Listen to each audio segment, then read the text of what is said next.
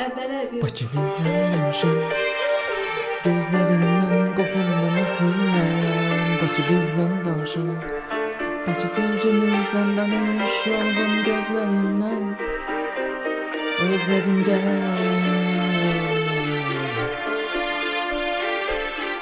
O benim sevgimdi, o benim kalbimdedir, o benim servetimdi, ben şair olsa derdim dedi.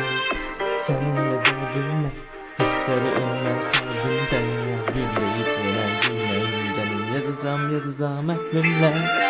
Yazıp sürmeden, sakladım şöyle gülmeden, gözyaşımı silmeden, yormuşam. Aklımı üzülmeden, sensiz her gece ölmeden, ölüp gülmeden, yormuşam.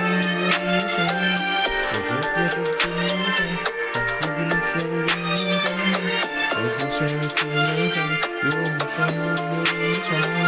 Yokluğunu üzülmeden, sensiz her gece ölmeden, ölüp gülmeden, yormuşam.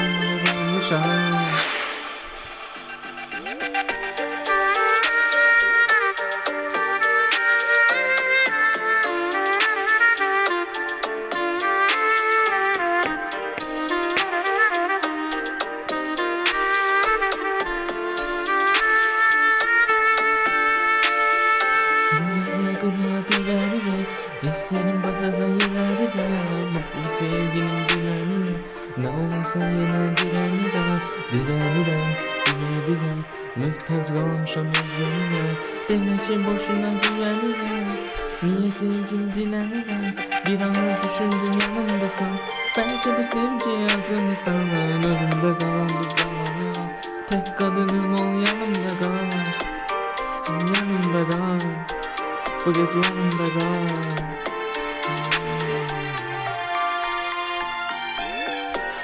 Yazıp silmeyden, sahte gülüşler gülmeyden, gözyaşımı silmeyden, yorulmuşam.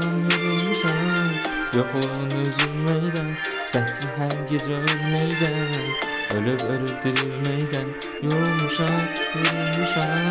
Yazıp silmeyden, sahte gülüşler gülmeyden, gözyaşımı silmeyden, yorulmuşam.